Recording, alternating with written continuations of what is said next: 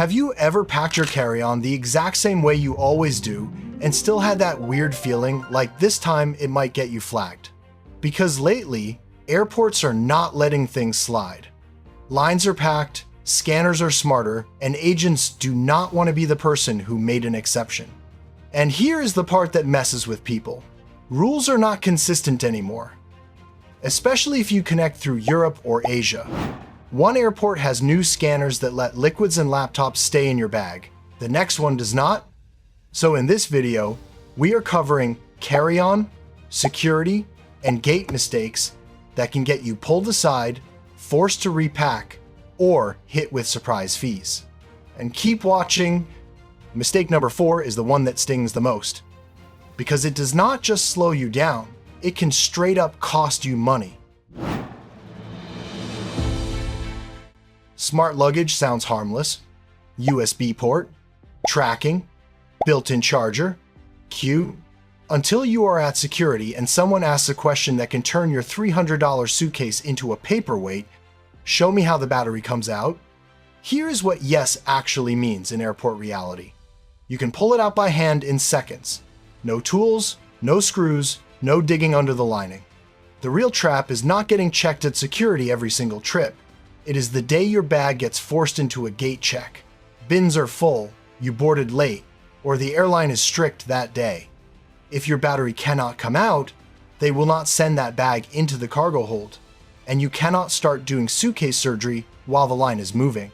So honestly, the easiest win is still a normal carry-on with your tech and your personal item. But if you are set on smart luggage, get one with a simple latch where the battery slides out clean and obvious. Do the 5-second test at home. If you cannot pop it out in 5 seconds, it is the wrong bag. One more move that saves headaches. If you remove the battery, keep it with you in the cabin. Your personal item is perfect for this. And yes, in some airports or with some staff, you might be asked to power the bag on or show the battery label. So do not show up with it completely dead and buried at the bottom of your stuff. Now, staying in the battery world for a second, because mistake number 2 is the one that gets people called back after they think they are already done. And it is way more common than you would expect. There is a weird lie airports tell your brain. Once you hand over a checked bag, you feel done, like your suitcase is handled. The problem is, your bag is still being judged after you walk away. And even if you are a carry-on person, your carry-on can become a checked bag in 10 seconds if you get gate checked. One of the fastest ways to get pulled back into the process is a power bank or a loose spare lithium battery that has been living in some side pocket for so long you forgot it existed. Power banks and spare lithium batteries are supposed to stay in the cabin with you, not go downstairs in checked baggage. But even if you packed it in your carry-on like you were supposed to, it can still get taken. Not because it is too big, but because the label cannot prove what it is. Here is the one number they want to see: watt hours, printed clearly on the device. If it is rubbed off or unreadable, you are basically gambling with a $40 to $100 brick. Quick range. Under 100 watt hours is usually the easy zone. 100 to 160 watt hours is where many airlines may want approval. Over 160 watt hours is typically a hard no. And if your power bank only shows milliamp hours, do not overthink it. Most banks are about 3.7 volts internally. So 26,800 milliamp hours is roughly 99 watt hours, right under that 100 watt hour line. So the fix is simple. Check your power bank like you are checking an expiration date. If the watt hour rating is not clearly printed, either replace it with one that is, or be ready with something staff can verify quickly. And pack all battery stuff in one small pouch that always stays with you. Because if your carry-on gets gate checked, that battery pouch is the first thing you pull out. The FAA says spares cannot go downstairs. And that is it for the battery mistakes. Now let us talk about the one that really hurts, because it can hit your wallet before you even feel like the trip has officially started. A lot of people hear Real ID and think it is the only ticket into the checkpoint. It is not. Real ID is just one option. A passport works, a passport card works, And even a DHS Trusted Traveler card works.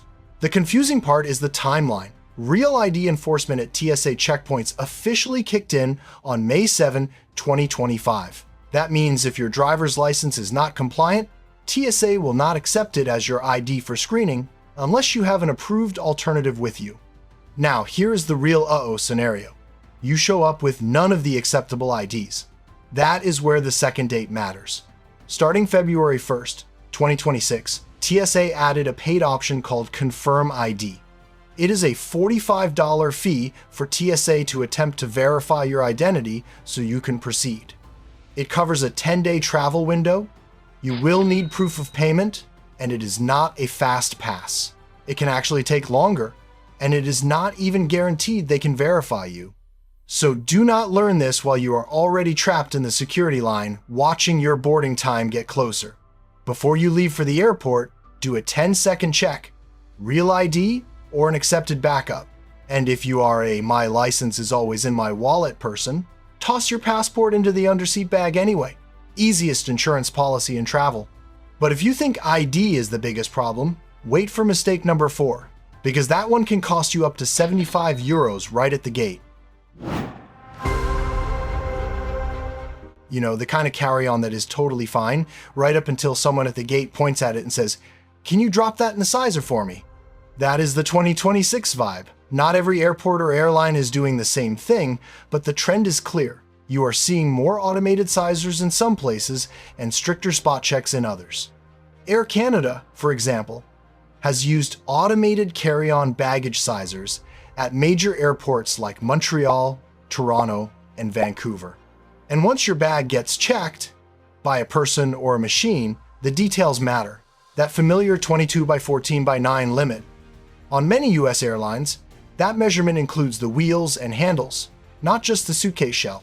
So that carry-on approved roller you have owned for years can fail today because the handle housing or chunky wheels push it over the edge. Then weight joins the party. Domestic US flyers are not used to carry-on weigh-ins, but more airlines are doing it, especially when the flight is full and overhead bins are already a battle. And sometimes it is not just your roller. It is your roller plus your personal item that is secretly a laptop bag stuffed with bricks and cables. And if you connect onto certain European low-cost flights, the same bag drama can turn into real money fast. Ryanair, for example, can charge up to about 75 euros at the gate for a cabin bag that is oversized or not the bag option you paid for. So here is the test before you leave home. Lift your packed bag for 3 seconds like you are putting it in the overhead. If you wince, the gate agent will too. And if you have ever had to repack at the gate, you already know how fast this turns into a fee. Carry-ons get all the attention, but the personal item is where people quietly lose the game. It feels small, it feels harmless, until the gate treats it like a third bag in disguise. Here is what personal item really means. It has to slide fully under the seat and stay there. If it sticks out, the strap dangles into the aisle, bulging like a third carry-on. It stops being personal and starts being extra. But the bigger trap in 2026 is the counting. At some gates, it is not just a human eyeballing you. It is the whole boarding flow noticing you have walked up with a roller, a purse, and a little shopping bag like you are relocating. I have seen this at O'Hare. A woman had a standard roller, a purse, and a tiny bookstore bag with 1 book and water. Nothing crazy. The gate agent stopped her anyway and told her she needed to bring it down to 2 items. Because the rule is not volume, it is separate items. So handle this before you hit the podium. Nest the laptop sleeve inside the main bag. Stuff snacks and shopping into one place. Use jacket pockets if you want. Just do not turn your coat into a traveling vending machine. And when you think you are finally clear, TSA flips the script, because the next checkpoint depends on what scanner that lane has today.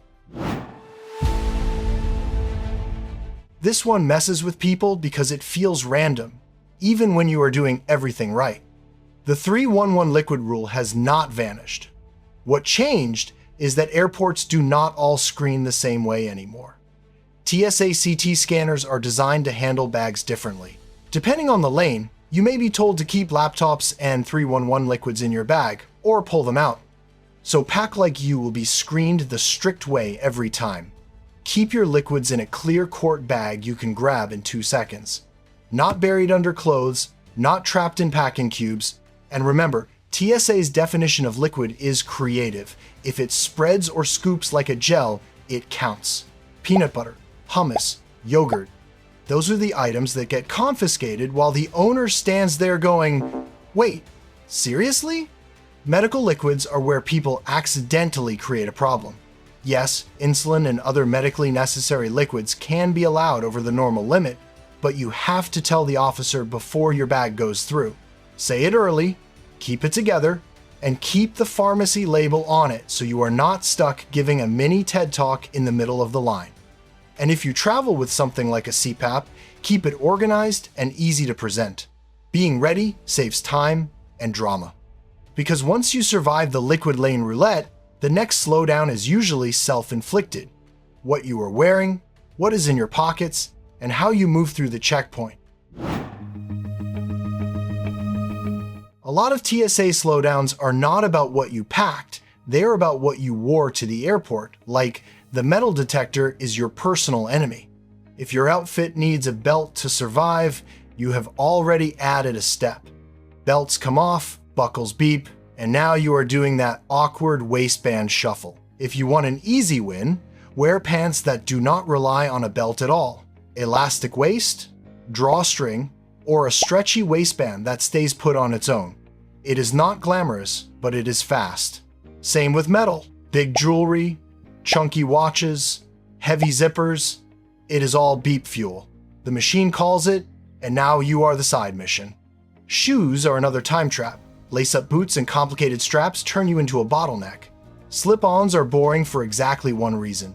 They work. And do not do flip-flops. TSA floor karma is real. Now the underrated part. The way you move. People get to the bins and suddenly act like they have never owned pockets before. Digging, spinning, stopping in the middle of traffic. That is how you lose time and look scattered. A little move I use all the time, and it basically never fails, is picking one dump pocket layer, like a jacket or vest, and loading it with the small stuff. Phone, wallet, keys, passport. At the belt, you drop one layer into one bin and keep it moving instead of sprinkling your essentials across 5 trays. And do not relax too hard, because the gate has its own game, and it starts with whether there is any overhead bin space left for you. Ever walked onto a plane, looked up, and realized the overhead bins are already stuffed, even though you are holding a perfectly legal carry-on? On full flights, overhead space is not guaranteed. It is a grab it while it is there situation. A carry-on rule does not guarantee a carry-on spot. The mistake is waiting too long. People hear their group called and think, I will just grab one more snack, or I will fill my water, or they stay seated until the last second because they do not want to stand in yet another line. Then they board and get hit with, we are going to need to tag that. At that point, it is not about whether your bag should fit, it is about whether there is anywhere left to put it. So if you are in a late boarding group, treat your boarding call like a timer. When your group is up, get in that line. That is your bin space window. And here's the move that prevents panic. Anything you cannot afford to lose access to needs to already be in your personal item before you step onto the jet bridge. Meds, documents, keys, electronics. Assume your roller could get gate checked even if it is within the rules. If you do get flagged, stay calm and ask to see the official sizer or measurement. If you are barely over, offer to flatten an outer pocket or pull out one bulky layer right there, fast. Also, if your ticket includes a free checked bag, say it out loud. Nobody is rushing to remind you during boarding. What boarding group are you usually in? And have you ever lost the overhead bin battle even with a legal carry-on? Have you ever grabbed your carry-on by the handle and felt that little stack of old airline tags flapping around and thought, it is fine. It is fine right up until your carry-on gets gate checked. Because that is the moment your roller stops being something you control and becomes part of the baggage system. And those old barcodes are like confusing breadcrumbs for the scanners. Most of the time, nothing happens. Then one day, your gate-checked bag takes a scenic tour to the wrong carousel. While you are standing there doing that slow, "Please do not let this be my life," stare at an empty belt. Here is why. Baggage systems are built for speed. They scan, sort, and send bags down the line based on the first readable barcode they catch. If your bag still has an old tag visible, especially on the handle or tucked near a grip, there is a small chance the wrong code gets read first. It is not common, but when it happens, it feels extra ridiculous because the fix takes 10 seconds at home. So before you fly, do a quick sweep of your roller like you are checking it for stickers. Handle loop, side grips, zipper pulls, and the bottom corners where tags love to hide. Rip off anything that is not for this trip. If you use a reusable tag sleeve, make sure the old paper insert is gone too. Those get missed all the time. One tiny upgrade. When they gate check your bag and hand you that tag receipt, snap a photo immediately. If your roller ends up somewhere it should not, that barcode number is the fastest way to track it without you trying to spell your last name over airport noise. And that is the theme of 2026 travel. It is rarely the big, obvious mistake that gets you. It is the tiny stuff that turns into delays, fees, or a bag that decides to vacation without you. If this helped, hit like so, more travelers see it, subscribe for the next breakdown, and drop a comment with your worst airport moment. Gate repack, TSA confiscation, bin space war. I read them all, and I am stealing the best ones for future videos.